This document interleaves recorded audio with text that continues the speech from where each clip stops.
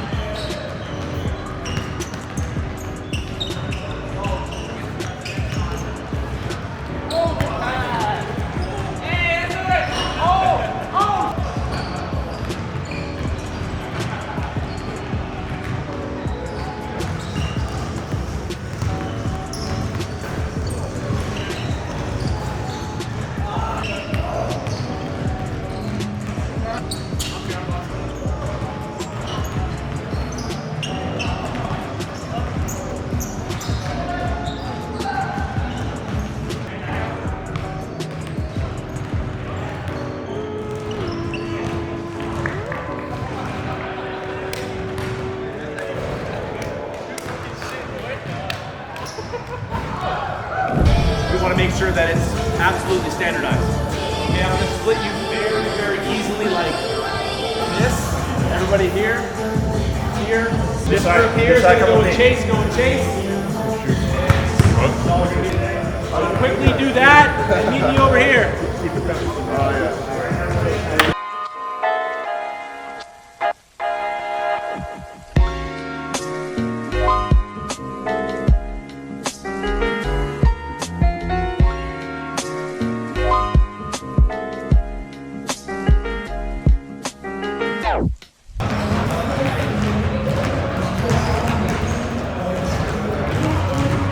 Don't get the game plan. Yeah, there's no test bias. All right.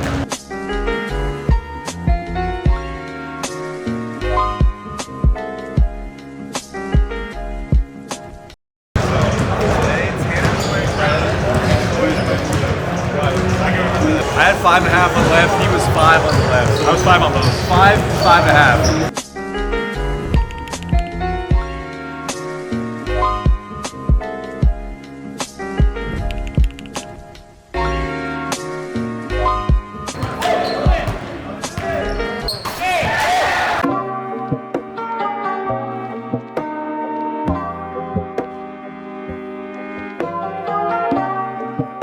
We are using NBA Combine standards for reach, which means that what we're looking for is square shoulders, full reach, meaning we're looking to avoid tilting of the rib cage. So see the rib cage come up, no need to dislocate your shoulder. You're reaching straight up. We are not pulling our shoulder blades back and down. It's full reach, shoulder square. We're gonna walk through one at a time. I may send you back through again, okay? And we'll get that written down and we'll get on our way. Let's make a line straight back.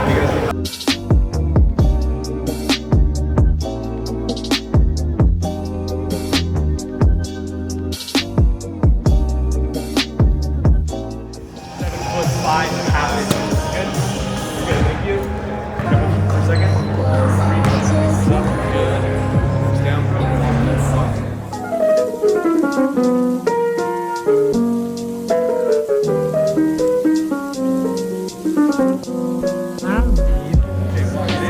Seven 6, 7'5.5.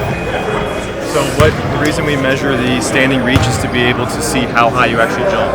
So you measure where you're at when you're standing, and then you measure your full approach, and then when you measure, you get to see the difference, and that's what your vertical jump is. How many of you here today, we started talking about Duncan, we started talking about the dunk camp, how many of you started to feel just a little bit anxious, a little bit nervous? Good. Guess what that means? That means it's important to you. That's all it means. Like, why are these guys out here in the NBA? You should be able to do this. What happens if guys don't do this? When you start thinking about visualization, number one, if you are imagining yourself dunking, and you're imagining yourself doing some of these things, and you're imagining yourself firing these muscles, I'm going to tell you to do that, but I want you to compete a little bit. I want you to go further than what your body can do, but you got to keep your feet in cement, okay? So here count of 3. 1, 2, 3.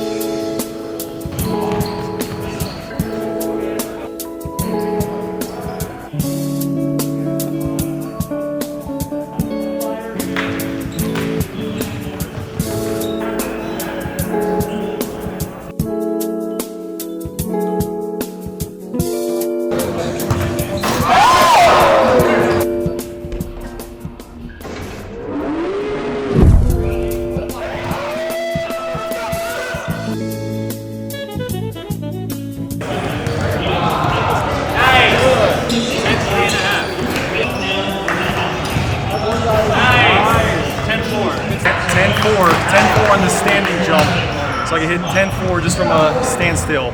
Now RSI is next.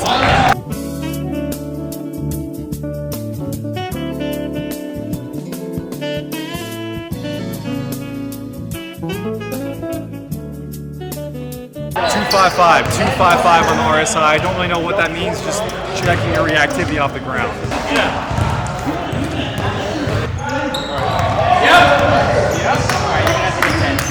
I had a 9:11.5 on standing bird.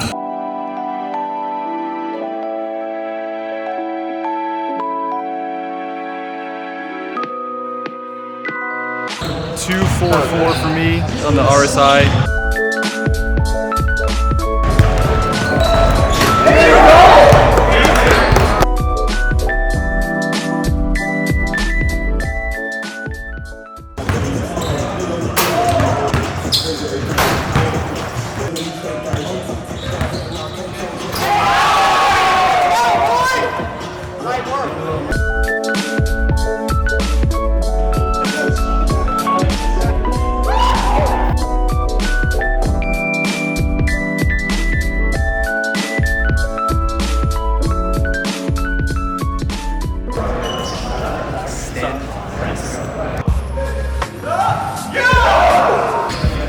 .10.9. All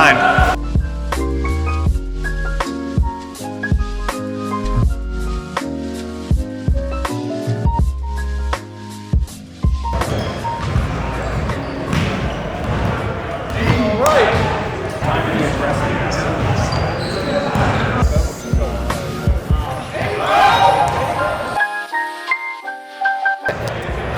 10.8 on my full approach, which is a lot better than 9:11.5 on my standing. So I'm definitely getting a lot more on my run up, and we're gonna see if we can get that.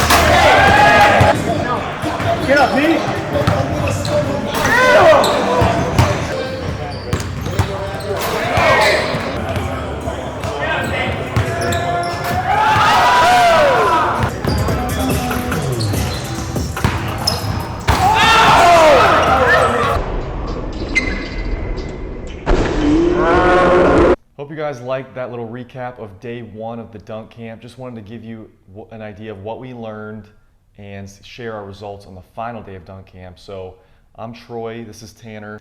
So about a week before camp, we stopped all kind of intensive training to take a rest and really focused on our hip mobility solution program, which we kind of throw in from time to time whenever we really need to get mobile and healthy and fresh.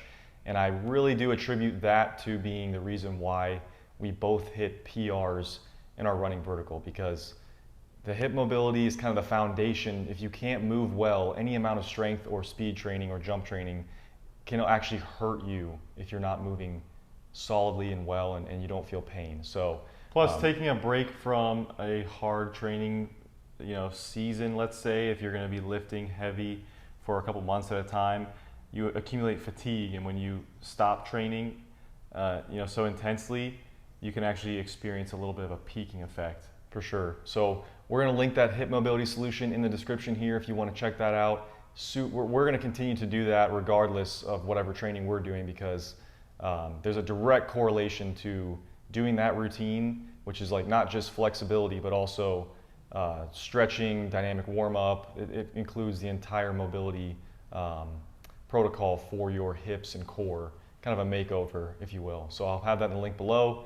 And yeah, if you have any questions, feel free to reach out to us. We answer everyone that reaches out. So basically on day one, I hit 10.4.5 on my standing jump and 10.9 on my running jump. And then on the final day, I hit 10.4 on the standing jump. So 10.4.5 on the standing jump on the fourth day, and then 10.11.5 on the running jump on the fourth day. So I made a big improvement in my running jump. I can attribute that mainly to technique improvement. Thank you to the Project Pure Athlete guys. They are great at assessing your jump technique and really having you smooth out your approach and get the most out of your abilities. I started out day one with a 9'11.5" standing vertical. That improved to 10 feet on the nose on the last day. And then I started out with a 10'8" running vertical and finished with a 10'9" running vertical, so a 1-inch improvement on that as well. So throughout the entire camp, we met tons of people in the dunking community. It felt like the internet came alive. All the people we've seen on Instagram were all in the same room, and we had a blast. So thanks again to Andy Nicholson and the Dunk Camp for hosting this, and we're definitely gonna go again next year. So going forward for our training, it's gonna look like a little bit more track type work. So sprinting, we found, is a very common theme amongst all the best jumpers, is they have a lot of elastic ground contacts in their training. And then continuing to drive up strength, because as you've noticed from any of the other shorter dunkers out there, if you don't have long levers, your legs, you need to have very strong legs to overcome that leverage. So practicing jumping once a week, getting stronger on the basic compound lifts, adding in some sprints, and even playing basketball a bit.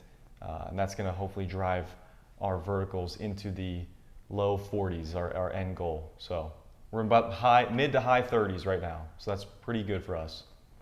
Anyway, thanks for watching. Thanks for watching, and stay tuned for more training.